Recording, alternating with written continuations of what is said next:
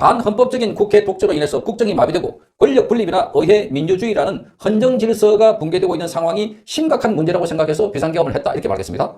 자, 권력 분립, 의회 민주주의가 붕괴되고 있다. 그래서 심각한 문제다 하는 것을 강조했습니다. 국가 비상사태를 일으킨 원인이 국회고 거대 야당이기 때문에 국민들을 깨우고 국민들로 하여금 정치와 국정에 무관심하지 말고 제발 일어나서 관심 가지고 비판도 해달라 라고 하는 수밖에 없는 상황이었다 이렇게 말했습니다. 기본적으로 국민들이 국정에 무관심하지 말라고 지금 나라가 망해가고 있다고 더불어민주당이 완전히 압박하고 급박하고 폭주하고 있다고 이걸 알리기 위해서 비상경험을 했다 하는 점을 다시 한번 강조했습니다. 그러니까 윤석열 대통령은 오늘 특수공무집행방해와 관련해서 징역 10년을 구형받았습니다. 모두 7개의 재판이 진행되는데 그중에 제일 먼저 재판이 진행되는데 이 재판은 바로 공수처가 윤석열 대통령을 체포하러 왔을 때 윤 대통령이 경호처 직원들을 조동해서 체포를 방해했다는 혐의입니다. 자, 어쨌든 징역 10년을 구형했으니까 이 건과 관련해서 선고일은 1월 16일 날 오후 2시로 잡혀 있습니다. 자, 오늘 윤석열 대통령이 이와 관련해서 최후 변론을 했는데 이 내용을 읽어보면 윤석열 대통령이 왜 비상계엄을 선포했고 본인은 1월 18일이 구속기간 만료지만 그래 석방돼서 집으로 돌아간다는 생각을 안 하고 있다 이렇게 밝혔습니다. 자, 이미 아내도 구속돼 있고 혼자서 집에 가면 뭐 하겠나? 다른 재판이 많이 있는데 다른 사건으로 또 기소해가지고 또 구속 연장할 걸로 생각하고 있지만 자, 이 건과 관련해서는 본인이 비상계엄을 선포했을 때 자, 이게 바로 국민들에게 깨우치기 위한 것이다. 국민들에게 알리기 위한 것이다 하는 것을 강조했습니다. 자, 이렇게 말합니다. 1시간 동안 최후 진술을 했습니다. 자, 반헌법적인 국회 독재로 인해서 국정이 마비되고 권력 분립이나 의회 민주주의라는 헌정 질서가 붕괴되고 있는 상황이 심각한 문제라고 생각해서 비상경험을 했다 이렇게 말했습니다.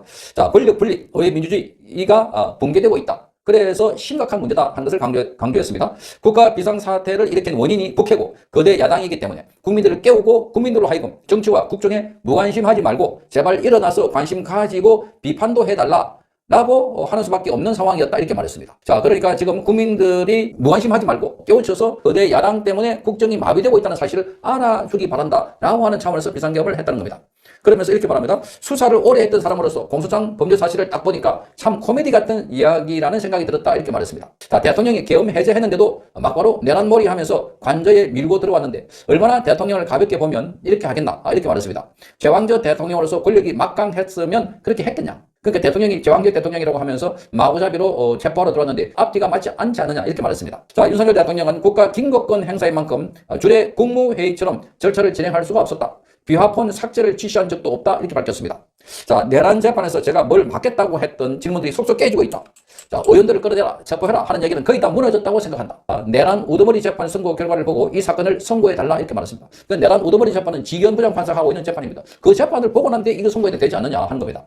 자, 그러니까 의원을 끌어내라, 체포해라. 이게 곽종건 또는 홍장원 자, 이런 진술들이 전부 다 논박이 되면서 거짓말 또는 사실이 아닌 걸로 이렇게 드러난 겁니다. 그러니까 이 사건 재판에서도 바로 내란 우두머리 재판 여기에 선고가 나고 나면 그게 뭐가 유죄가 되고 뭐가 무죄가 되는지 그걸 보고 나서 이 재판을 해도 된다 하는 겁니다. 그게 본재판이니까. 자, 그러면서 절차와 관련해서도 이렇게 말합니다. 내란 수사를 하려면 참고인 조사하다가 대통령 퇴임시까지 기소 중지를 하고 대금에 이첩해야 된다.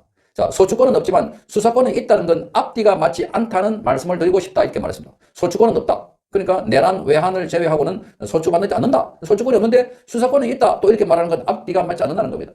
그러니 이건 보면 이재명을 대통령 만들려고 하는 더불어민주당을 중심으로 한 그래서 야권 그 당시 야권 측의 내란이다 하는 이야기가 나오는 이유이기도 합니다.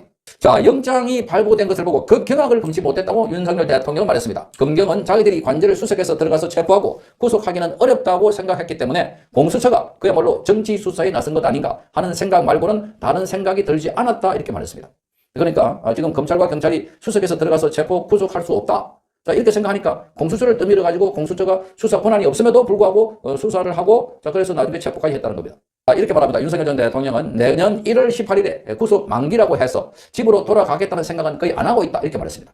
제 아내도 구속돼 있고 제가 집에 가서 뭘 하겠나. 다른 기소된 사건이 많아서 얼마든지 다른 걸로 영장을 발부해서 신병을 확보해 주길 바란다 이렇게 말했습니다.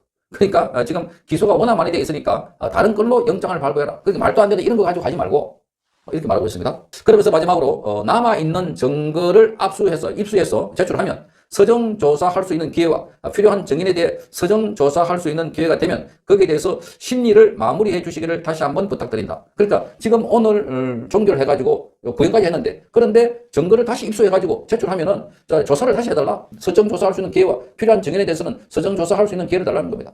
아직도 정인에 대한 그 신문을 다 하지 않았는데 서둘라고 하는 것, 이건 1월 18일 이전에 빨리 윤석열 대통령에 대해서 유죄 선고를 해가지고 구속을 해놔야 1월 18일 구속기간 만료가 되더라도 계속해서 구속이 유지된다고 보기 때문에 윤석열 대통령이 이런 발언을 한 걸로 보입니다. 자, 그래서 지금 재판부는 변론을 종결하고 내년 1월 16일 날 오후 2시에 선고를 진행하겠다 이렇게 밝혔는데, 변론 종결 이후에 추가로 확보되는 서정을 제출하고 증거조사를 신청하면 검토부에 필요하다고 인정이 되면 변론을 재개하고 공판기일을 지정할 수 있다고 공개했습니다. 이게 다 거짓말로 들리는 이유가, 지난번에도 윤석열 대통령 관련해서는 정인재판 신문이 많으니까 1월 16일 날 이후에도 정인신문을 할 수 있도록 하겠다, 그렇게 해놔놓고 지금 안 하고 있는 겁니다.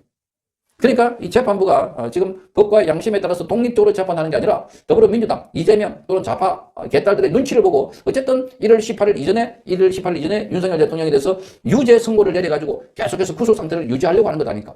이러니 윤석열 대통령의 최후 진술에서도 나 집에 갈 생각 없다, 집에 가서 기다리는 사람도 없다, 다른 사건으로 기소가 많이 되어 있으니까 그래서 얼마든지 다른 건으로 영장을 발부해라 이렇게 말하고 있습니다.